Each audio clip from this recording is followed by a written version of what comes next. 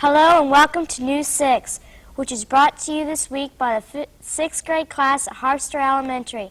With our first story about school happenings, here's Roger. The most exciting thing happening in Harpster School District lately is the arrival of a new superintendent, Dr. Richard Kildeer. A superintendent of schools is the person who oversees the education of all the children in the school district. And Dr. Kildeer has one of the largest districts in the state. 2,350 students in 9 schools are spread out over 300 square miles. And Dr. Richard Kildeer takes care of all that. News 6 asked him what his responsibilities are. Well, I have really quite a few.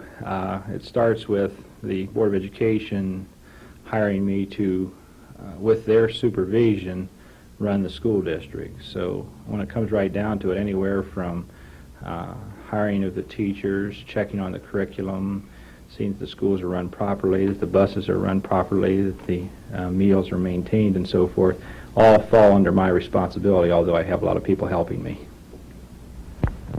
What is one thing you like about being a superintendent? Well, I hope there's a lot of things I like about being the superintendent. I think in general, I feel that with a hard work and an idea, I can accomplish a lot more as a superintendent than I can as a teacher.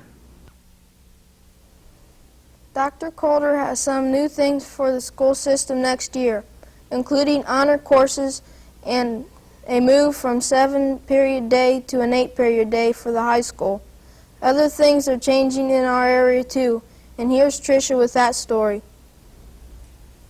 It used to be that the subject of drug addiction was a shameful one, not to be discussed. But these days the topic has come out into the open with the establishment of the Wyandotte County Outreach Program.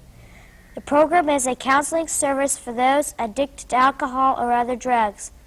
The counselors there, Mr. James Meinhardt and Mrs. Sylvia Fanschmidt, came and talked to our class about the problems associated with drugs.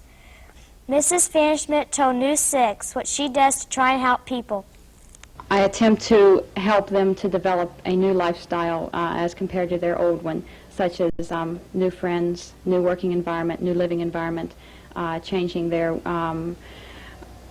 entertainment, say they frequent places where there's a lot of drugs. We work on, developing other alternatives to that. She said the main thing is that people have to really want to change their lives. She and Mr. Meinhardt do the same sort of things, like seeing about 5 people a day for counseling. Mr. Meinhardt said that he estimates there are 655 male alcoholics in Wyandotte County and less than 30 female alcoholics. Most of the people that come to the Outreach Center are referred there by schools, doctors, or the courts. Mrs. Fanschmidt said that the most damaging drug is alcohol. Harpster is one place where people are trying to get things back to nature, and here's Sarah to tell you how. The area around Harpster, known as Kildeer Plains, was once a marsh where waterfowl and wild animals made their home. But people settled the area and tried to make the land farmland. But then, according to Ohio Division of Wildlife Park Manager Bob Sturgeon, someone had the foresight to realize that this was, at one time, a natural area. And in the early 50s, it was decided that it should be put back, if at all possible. And this is actually the way it started, again, to try to make the area or put the area back in its natural state.